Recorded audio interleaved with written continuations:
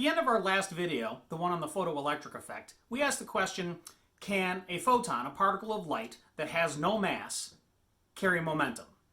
Well, the short answer to that question is yes. The phenomenon that first proved this is called the Compton effect. Not this Compton, this Compton.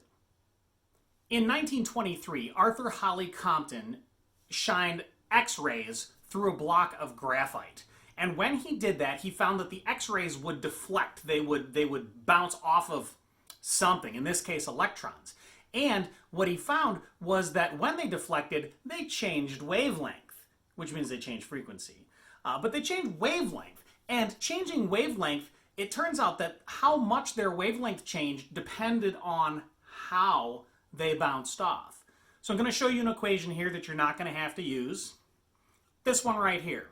That equation, what it shows is that photons carry momentum and that they exactly, perfectly follow the law of conservation of momentum.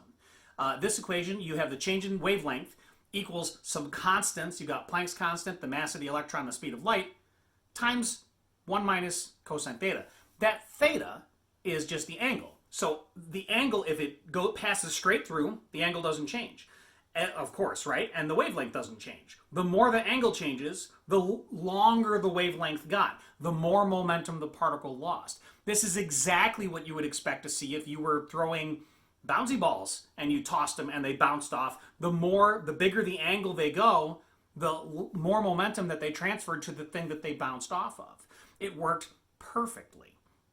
And that led to a new equation. Obviously, we can't use P equals mv. So the new equation is this. Okay, so the momentum equals Planck's constant divided by wavelength. That's it. So it's pretty neat that that works at all, that you have momentum related to wavelength and a constant, and that's it. But in that same year, a physicist named Louis de Broglie, he was French, and Louis de Broglie asked an interesting question. If light can have a particle nature, can particles have a wave nature? Can things like electrons or protons or atoms behave in some ways like a wave? Well, the first people to actually figure that one out was two men named Davison and Germer, who in 1927, 4 years later, were passing electrons through a piece of nickel. And those electrons diffracted. And we all know that how do you prove something is a wave? If it diffracts, if it interferes. And so electrons can diffract, they can interfere with each other as well. And that means that electrons have wave-like properties.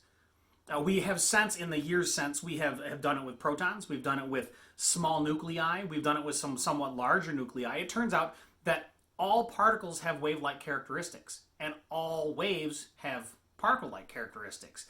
And that is, it's pretty interesting, it's pretty strange. And they all have this E equals HF and P equals H over lambda relationship. And that is, it's astounding. We use electrons diffracting around things to take pictures all the time with an electron microscope. There's a bunch of them in your notes. You can look them up online, of course, too. And so that is a completely different way to look at the world. You're made of protons and neutrons and electrons, so do you have a wavelength?